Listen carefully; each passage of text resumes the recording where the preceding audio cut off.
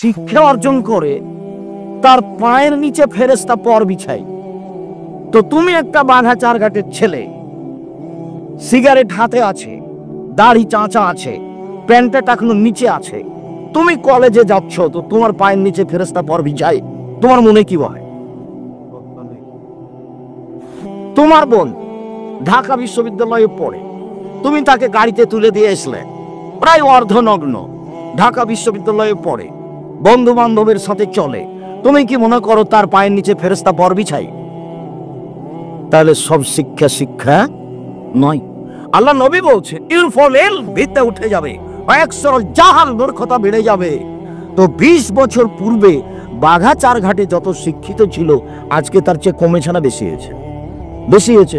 তাহলে আল্লাহ নবী মিথ্যা কথা বলেছেন, নাউজুবিল্লাহ মিন যালিক। আল্লাহ নবী বলেছেন বিদ্যা উঠে যাবার, মূর্খতা বেড়ে যাবে। তো এখন দেখছি বিদ্যা বেড়ে গেছে, মূর্খতা কমে গেছে। তাহলে কি নবী ঠিক কথা বলেননি? অবশ্যই। তো এবার তুমি তাহলে বের করো 1 মিনিট।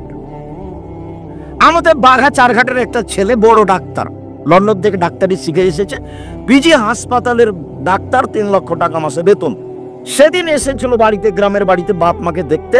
তো দেখলাম যে ডাক্তার গাড়ি থেকে নামলো, প্যান্ট পরে আছে, প্যান্টটা টাকার নিচে আছে, গলায় টাই আছে, দাড়ি চাঁচা আছে, হাতে সিগারেট আছে, এভাবে নামলো। একটু পরে দেখলাম তার স্ত্রী, পরিবার নামলো, গাড়ি থেকে স্ত্রী নামলো, হালকা হালকা গায়ে কাপড় আছে। একটু পরে দেখলাম তার মেয়ে গাড়ি থেকে নামলো, তেমন কোনো গায়ে কাপড় নেই। দেখলাম গাড়ির পিছন দিকে কুকুর আছে। তুমি এখন বলো যে এটা আমাদের বাঘা চারঘাটের শিক্ষিত মানুষ, বলো দেখি কিভাবে বলতে পারো? আরো তলিয়ে দেখবা, ও প্রেসক্রিপশন লেখে যে, তো যেই কোম্পানি তাকে টাকা দেয় তারটা লেখো, জানে যে এর চেয়ে ভালো ওষুধ আছে। তাহলে এ হলো জাতির প্রতারক, ধোঁকাবাজ। ওর বাপের টাকাই লস। আর ওর যা সহযোগী আছে সব বেটি ছেলে, মহিলা মানুষ। পুরুষ মানুষদের সহযোগী চলে না। একটা কাজও যে ঠিক নয়। চাঁপাইনবাবগঞ্জের বিবাহের অবস্থা যা, আজ বলেছি, চাঁপাইনবাবগঞ্জ জেলার বিবাহের শুরু থেকে নিয়ে শেষ পর্যন্ত একটা জায়গাও ঠিক নয়, সবই না যায়। শিক্ষা খাতের একটা জায়গাও ঠিক নয়, সবই না যায়। তুমি পড়ো শিক্ষা বনাম জাহেলিয়াত, দেখো আব্দুল্লাহ যেটা বললো, ওর আম্মার লিখা শিক্ষা বনাম জাহেলিয়াত, এটা শিক্ষা নয়। বাচ্চাকে ভুল শিখাচ্ছে, প্রতারণা দেওয়া শিখাচ্ছে বাচ্চাকে, কেমনে হয় শিক্ষা? বইগুলোতে সব প্রতারণা দেওয়া শিখাচ্ছে। সম্মানিত দিনী ভাই বোন, বলছিলাম শিখিয়ে দিল, সুন্দর শিখিয়ে দিল, শিষ্টাচার শিখিয়ে দিল, সুন্দর শিষ্টাচার শিখিয়ে দিল, তার জন্য ডবল নেকি। আপনার শিষ্টাচার আর আমার শিষ্টাচার, ইসলামের শিষ্টাচার আর মানুষের শিষ্টাচার এক নয়। আপনি যখন আমাকে 1 গ্লাস পানি দিলেন তখন আমি বললাম থ্যাংক ইউ, আর আপনাকে যখন আমি 1 গ্লাস পানি দিলাম তখন আমি বললাম, আপনি বললেন জাযাকাল্লাহ খায়ের। বলেন তো দুইটা কি সমান? জাযাকাল্লাহ খায়ের মানে হলো এই যে আল্লাহ এর প্রতিদান দান করুক। আপনি বিপদে পড়েছেন লন্ডনে, আমার এই কথাটা, আপনার এই কথাটাতে আমি ভোগ করব সুবিধা লন্ডনে গিয়ে। কেন? এর প্রতিদান আপনি দেওয়ার জন্য কাকে বলেছেন? আল্লাহ। আর আপনি বললেন থ্যাংক ইউ। বলেন তো এটাতে কি হলো? কিছু কি হয়েছে? একটু কি হয়েছে? সামান্যটুকু কি হয়েছে? আমরা তো সব সময় বলি আসসালামু আলাইকুম। আপনি মোবাইলের রিং হচ্ছে, দেখবেন যদি নাম্বার চিনতে পারেন এটা হিন্দুর, তাহলে আপনি বলবেন জি ধন্যবাদ, কেমন আছেন আপনি? আর যদি চিনতে না পারেন, মুসলমান হোক, বৌদ্ধ হোক, খ্রিস্টান হোক, ডোম হোক, চামার হোক, যে হোক না কেন, বলবেন আসসালামু আলাইকুম। তা আপনি বলছেন হ্যালো, হ্যালো বলে কুকুরকে ডাকে। বলেন তো আপনি কি বললেন? ওটাতে কি উপকার হলো? শিষ্টাচার। আপনি যখন বিদায় দিলেন তখন বললেন টাটা বাই বাই, এটাতে কি হবে? আপনি বললেন নাস্তাদুল্লাহ দীনাকা আমানাতাকা ওয়া আখিরা আমালিক ওয়া যাওয়াক্কাল তাকা ওয়া গাফারা যামবাক ওয়া ইয়াসসারা লাকাল খায়রা হাইসুমা কুনতা। চাচা, আপনার সব কিছুকে আল্লাহর কাছে গচ্ছিত রাখলাম। আল্লাহ আপনাকে পরহেজগারিতা দান করুক, আল্লাহ আপনাকে মাফ করুক। যেখানে আপনি যান না কেন আপনার সবকিছু যেন সহজ হয়ে যায়। এবার তার কি হবে? সুবিধা। শিষ্টাচার শিখিয়ে দিল, সুন্দর শিষ্টাচার শিখিয়ে দিল, তার জন্য ডবল নেকি আছে। তাহলে শিষ্টাচার সবটা সুন্দর নয়, বিদ্যা সবটা সুন্দর নয়, আদর্শ পরিবার। আবু হুরায়রা রাদিয়াল্লাহু তাআলা আনহু বলেন, রাসূল সাল্লাল্লাহু আলাইহি ওয়াসাল্লাম বলেছেন, ইয়াকরাহুল কালামা বাদাল ইশায়ে ওয়া ইয়াকরাহুন নাওমা ক্বাবলাল ইশায়ে। এশার সালাতের পূর্বে ঘুমানোকে ঘৃণা করতেন, এশার সালাতের পরে কথা বলাকে ঘৃণা করতেন। এশার সালাতের পরে কথা বলাই ঘৃণিত কাজ। তো ঘন্টার ঘন্টা দোকানে আড্ডা পিটা চলতে পারে কি করে? চিরদির জন্য বাগাচার ঘাটে আড্ডা পিটা হারাম। আজ থেকে দুইজন যেখানে লোক বসে আছে সেখানে বসবেন না। চারটা কথা মনে রাখবেন। এক, 5 ওয়াক্ত সালাত যে কোনো মূল্যে পড়বই। এর চেয়ে পৃথিবীতে কোনো জরুরি কাজ নেই, সেটা হাইকোর্ট হোক আর জজ কোর্ট হোক, সেটা যেটাই হোক না কেন, পৃথিবীতে মানুষের সবচেয়ে জরুরি কাজ হলো 5 ওয়াক্ত সালাত। 2, হালাল রুজি। অল্প দিন বাঁচতে এসে হারাম রুজি উপার্জন করতে হবে না। শ্বশুর শাশুড়িকে টাকা ফেরত দিতে হবে, টাকা নিতে হবে না। বোনকে ভাগ দিয়ে দিতে হবে, বোনের ভাগ নিতে হবে না। যদি তুমি আমাকে জিজ্ঞাসা করো, আপনি যদি আমাকে জিজ্ঞাসা করেন, আব্দুর রাজ্জাক সাহেব আপনাদের জমি জায়গার খবর কি? আমার বাপ যেদিন মারা গেছেন মাটি দিয়ে এসে জমি ভাগ করেছি, জমি ভাগ করে ভাগটা দিয়ে দিয়েছি, আর আমরা দুই ভাই বলেছি আমাদের যে ভাগ আছে সেটা তোমরাই খাও। 15-16 বছর হলে আমার বাপ মরা, আমরা ওটা দিন খোঁজও নিনি।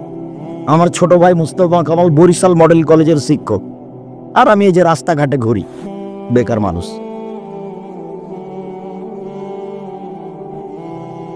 আর তোমার বাপ পূর্ণ জমিতে দেওয়া দূরের কথা, তোমার ফুফু যদি আসে তাহলে তোমার বাপ খালি গরম হয়। হ্যাঁ, জমির কথা বলিস, এসে চুপ থাক, একসঙ্গে খাই চলে যা।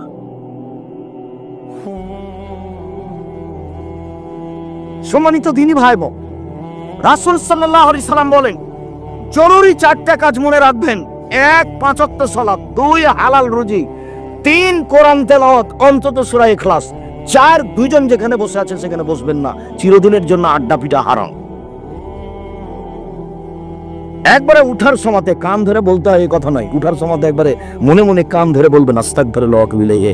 চিরদিনের জন্য আমি আড্ডা পিটা হারাম ঘোষণা দিলাম। চলে তো, মানুষ বেঁচে থাকে তো।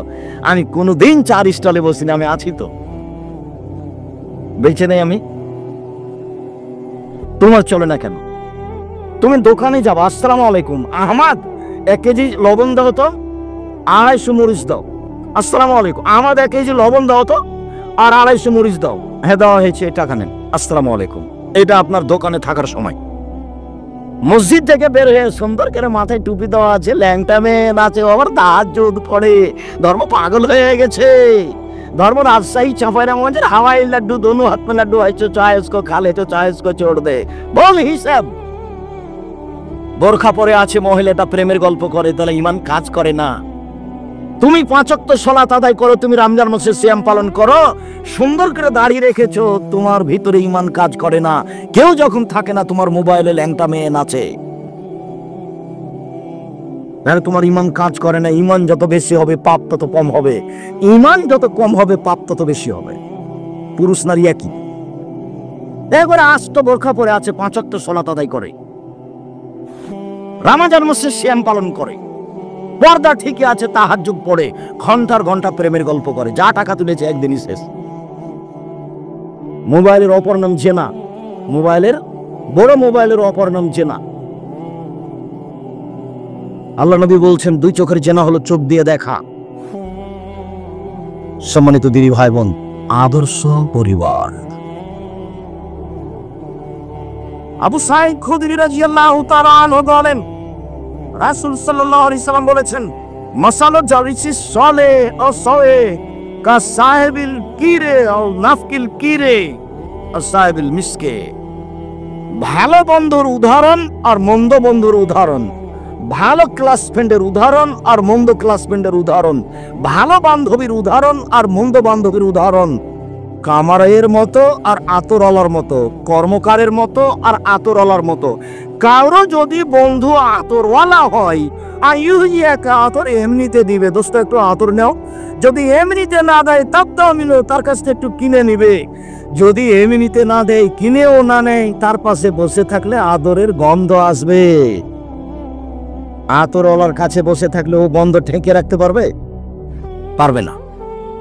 এই হলো ভালো বন্ধুর উদাহরণ। বন্ধু ভালো হলে তার প্রতিক্রিয়া আপনার ভিতরে আসবেই। মন্দ বন্ধুর উদাহরণ হলো কামারের মতো। কামারের পাশে বসে থাকলে আয়ুরে কাছে আবাকা, কোন সময় আগুন ছিটকে এসে কাপড় জ্বলে যেতে পারে। ওহো, বাড়ি থেকে দেখছি লুঙ্গিটা একটু জ্বলে আছে, কি ব্যাপার?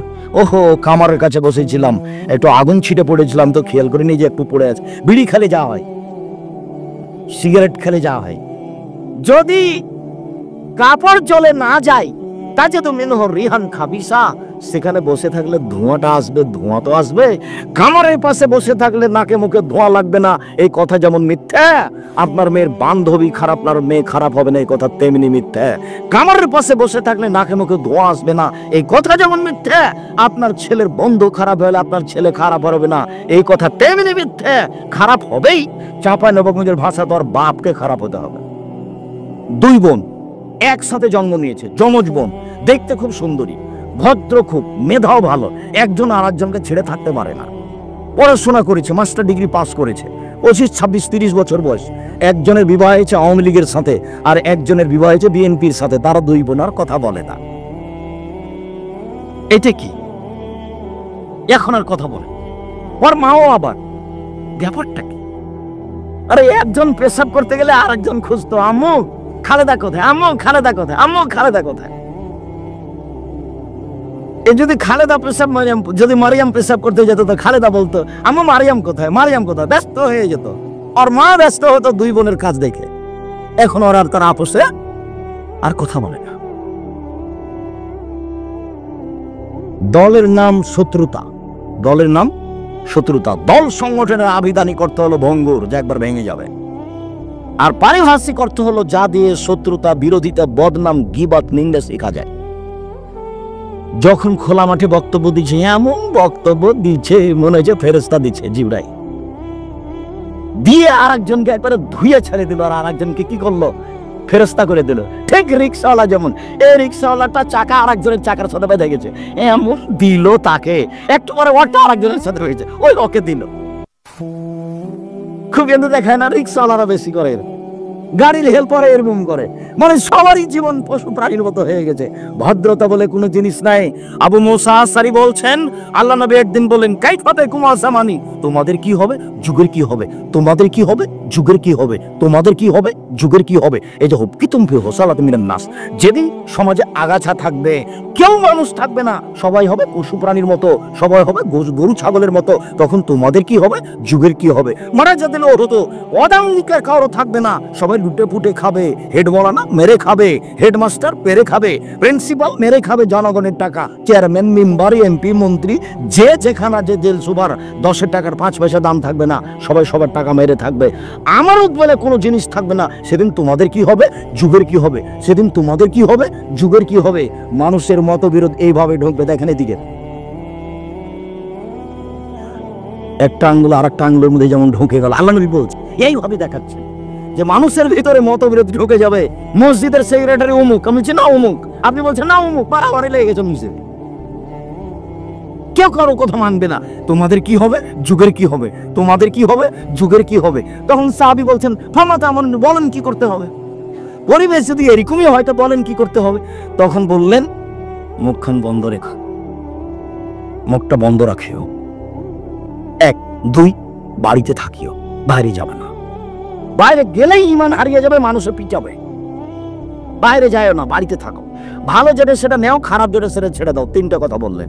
তখন সাহাবী বলছেন, আল্লাহর নবী, আচ্ছা ঠিক আছে, আমি বাড়িতেই থাকলাম, বাইরে গেলাম না, কিন্তু ও যদি আমার বাড়িতে এসে মারে, এটা সাহাবীর জিজ্ঞাসা, তখন কি হবে? তখন আল্লাহ রাসূল বলছেন, তাহলে যদি বাড়িতে এসে মারে, তাহলে আদমের 2 ছেলের ভালোটার মতো হয়েও। আদমের 2 ছেলে, কাবিল বললে, হাবিল তোকে আমি মারবো। তখন হাবিল বলল, তুমি মারো মারো, আমি তোমাকে মারবো না। কথা বোঝা গেল না? বাড়িতে এসে যদি মেরে যায় তবে বলতে, তুমি মারো, আমি তোমাকে মারবো না। তুমি আমার পাপ আর তোমার পাপ নিয়ে বিচারের মাঠে উঠিও, আমি পাপ মুক্ত অবস্থায় উঠবো। বোঝা গেল না কথা? যখন সাহাবী বললেন যে ঠিক আছে আপনার কথা আমি মানলাম, মুখটা বন্ধ রাখলাম, বাড়িতে থাকলাম, তো ওই যদি এসে আমাকে বাড়িতে মারে তো আমি কি করব? তখন কি উত্তর দিলেন আল্লাহ নবী বলেন তো? আদমের 2 ছেলের ভালোটার মতো হয়েও, আদমের 2 ছেলের ভালোটার মতো হয়েও। ভালো কে? হাবিল। খারাপ কে? কাবিল। কাবিল হাবিলকে বললো তোকে মারবো। তখন হাবিল কি বললো? তুমি মারো, আমি তোমাকে মারবো। ঠিকই কাবিল এক সময় হাবিলকে মেরে দিল।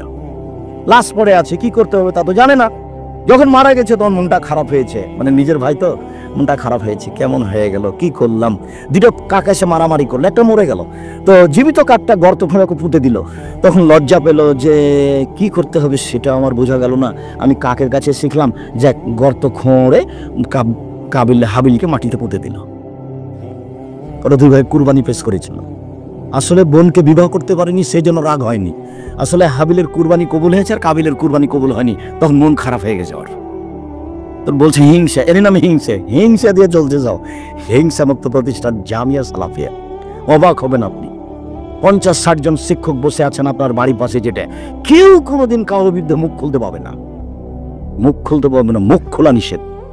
শিক্ষকদের ঘোষণা দেওয়া আছে, কে কোন দল করছে, কে কোন সংগঠন করেছে, ছাত্র করতে পারবে না, শিক্ষক করতে পারে। মুখ খোলা নিষেধ। খালি গল্প হবে কিভাবে ছেলেকে ভালো পড়ানো যাবে। কোন শিক্ষক কতদূর ফাঁকি দিল নাকি এই চেষ্টা। জানুয়ারির 7 তারিখে ক্লাস শুরু হয়েছে, নভেম্বরের 27 তারিখে ক্লাস বন্ধ হবে। এর মধ্যে কোনো বিরতি নেই। যাও, এই কুরবানির ছুটি আর কোথাও কোথাও এমনি যেটা জরুরি ছুটি সেটা আছে, রমজানের ছুটি, এর নাম জামিয়া সালাম। কোনো সমস্যা তার উপরে এসব পড়ে না। আদর্শ পরিবার। আবু হুরায়রা রাদিয়াল্লাহু তাআলা আনহু বলেন, রাসূল সাল্লাল্লাহু আলাইহি ওয়াসাল্লাম বলেছেন, কুল্লু মাউলুদিন ইউলাদাল ফিতরা ফাবু ইউহাফিদানিহি মাজসুনা ইউনাসরানিহি। প্রত্যেক ছেলে মেয়ে ইসলামী ধারণ ক্ষমতা নিয়ে জন্মগ্রহণ করে। ছেলেটা দাড়ি ছাড়তে পারবে, ছাড়লো না কেন, কেটে দিল কেন? ছেলেটা টাকনোর উপরে প্যান্ট পরতে পারবে, পরলো না কেন, টাকন নিচে পরলো কেন? ছেলেটা 5 ওয়াক্ত সালাত আদায় করতে পারবে, করলো না কেন? ছেলেটা মানুষের বদনাম না করে দোকানে আড্ডা না পিটে বেঁচে থাকতে পারবে, থাকলো না কেন? মেয়েটা পর্দা করে বাড়িতে থাকতে পারবে, থাকলো না কেন? মেয়েটা কেন নগ্ন পোশাক পরে স্কুল কলেজে গেল? মেয়েটা কেন যুবতী মেয়ে দুলা ভাইয়ের হাত ধরে চলে গেল? কেন চলে গেল? ও তো জন্ম নিয়েছে আদর্শের উপরে, ও তো জন্ম নিয়েছে ইসলামী নীতির উপরে। এমন হলো কেন? আল্লাহর নবী বলছেন ওর বাপ মা তাকে এমন করেছে। তাহলে আমার প্যান্টটা টাকনোর নিচে কে করেছে? আমার বাপ। আব্দুল রাজ্জাক সাহেব, এটা কি উল্টা হচ্ছে? জি না, একবারে হাদিসের অনুবাদ আপনাকে আবার দেখাচ্ছি, একবারে হুবাহু। আমি 5 ওয়াক্ত সালাত আদায় করি না, এটা আমার কে করেছে? আমার বাপ। ক্লাস 10-এ পড়ে আমার মেয়ে দুলা ভাইয়ের হাত ধরে ঘুরছে, এটা কে করেছে? আমার মা বাপ।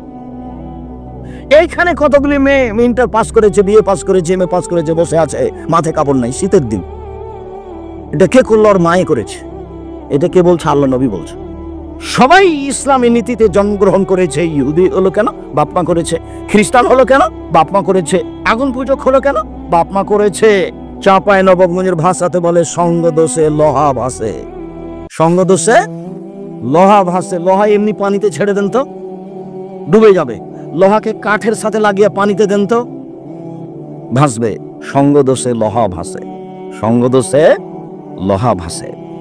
আবু হুরায়রা রাদিয়াল্লাহু তাআলা আনহু বলেন, কুল্লু নাফসিন মিন বানি আদম সাইয়্যিদ। আদম সন্তানের সবাই নেতা।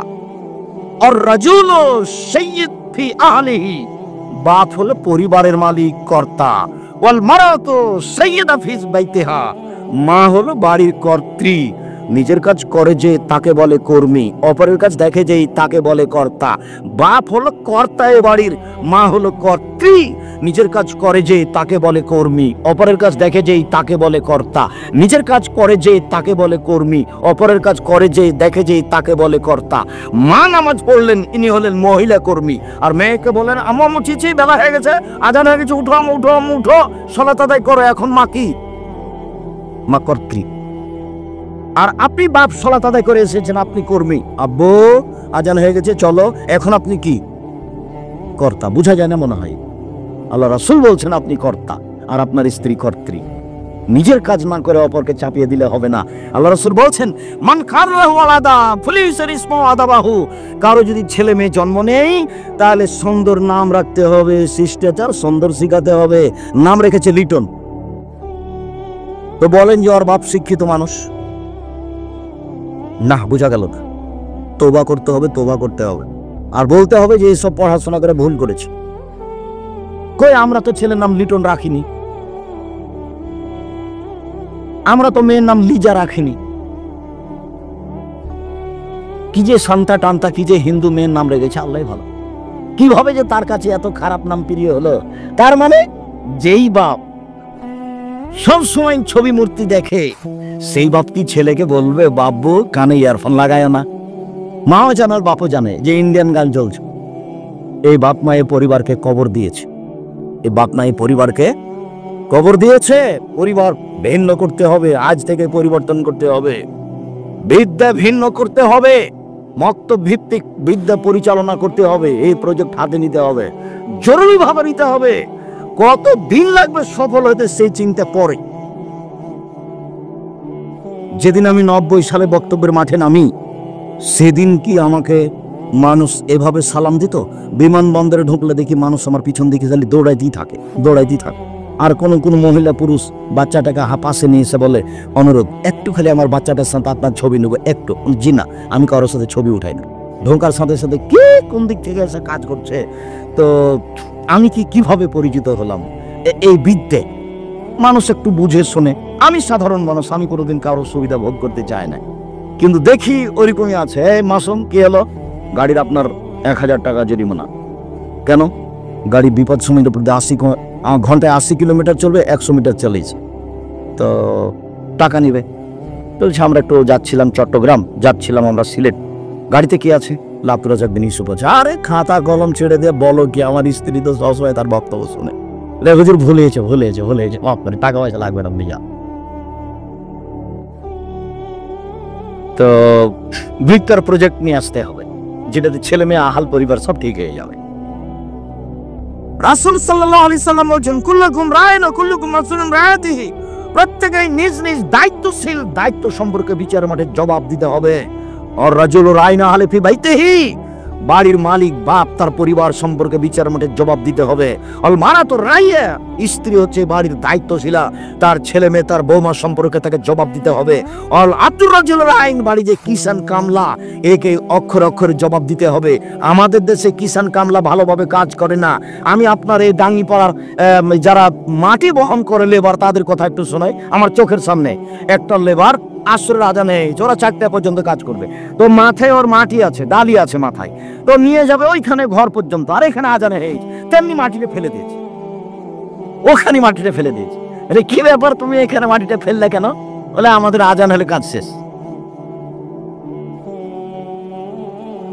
অবাক, ও তো বিদেশ দেখেনি। আমি অবাক হয়ে গেলাম, বিদেশে 12 ঘন্টা ডিউটি। এমন কোনোদিন দুবাইয়ে, আবুধাবিতে, ওমানে, সৌদি আরবে, কুয়েতে, আপনার ওই মালয়েশিয়ায়, মিশরে কর্মচারীকে জিজ্ঞাসা আমি করিনি কি কাজ করো, কত ঘন্টা করা লাগে। তাহলে 12 ঘন্টা করি। যদি 1 মিনিট দেরি হয় বের হতে, তাহলে দায়িত্ব সে এসে পাছায় লাথি মারবে আর ভাতে থুথু দিবে আর মুখে বলবে হারাম, তোর ভাত খাওয়া হারাম। তাহলে ওরা দায়িত্ব পালন করে। সম্মানিত দিনী ভাই বোন, আজকের আলোচনার শেষের দিকে চলে আসছি। এক খেয়ালে চেয়ে থাকবেন, আর কেউ খালি হাতে যাবেন না। বই সবটাই নিয়ে যাবেন, কোনো একটা নিয়ে যাবেন। কিছুই যদি না হয় মাসিকাল হিতেশাম পত্রিকা নিয়ে যাবেন। আপনার মা এ বাড়ির পাহারাদার। 4টা কাজ আপনার মাকে করতে হবে। 1, বিদ্যা শিক্ষা দিতে হবে। 2, শিষ্টাচার শিক্ষা দিতে হবে। 3, মাথার চুল চিরুনি করে দিতে হবে, পরিপাটি করে ছেলে মেয়েকে রাখতে হবে। 4, আপনার মা পাহারাদার, এ বাড়ির ছেলে মেয়ের উপরে পাহারা দিতে হবে। হাদিস বুখারী মুসলিম। দিনী ভাই বোন, সবকে ছেলে মেয়ের উপরে পাহারাদার হিসাবে থেকে ছেলে মেয়েকে লালন পালন করার জন্য, সুন্দর আদর্শ পরিবার গড়ে তোলার জন্য আমি অনুরোধ জানিয়ে আলোচনার শেষে চলে আসলাম। দেখেন আব্দুল্লাহ আম্মার সেই বইগুলি আছে নাকি, কেন এই নির্যাতন, কি তার প্রতিকার, শিক্ষা বনাম জাহেলিয়াত, সম অধিকার নাই মর্যাদা চাই, আর মাসিকাল হিতেশাম। আমার দিনী বোনেরা যারা আছেন তারা একটু দেরি করে সব ওই মহিলাদের বইগুলো নিয়ে যাবেন, আর আপনারা সবাই বই নিয়ে যাবেন, না হলে মাসিকাল হিতেশাম পত্রিকা নিয়ে যাবে। সকল দিনী ভাই বোনকে, আমার দিনী ভাই বোনকে আজকের আলোচনা, গুরুত্বপূর্ণ আলোচনা মূল্যায়ন করার অনুরোধ জানিয়ে বলছি, আপনারা বই পুস্তকগুলো সবাই সংগ্রহ করবেন। আর 23-24 আপনার বাড়ির পাশের সম্মেলন জামিয়া সালাফের ডাঙ্গিপাড়া, এখানে আসবেন, আবারও সাক্ষাৎ হবে ইনশাল্লাহ বিষয়ভিত্তিক আলোচনা নিয়ে।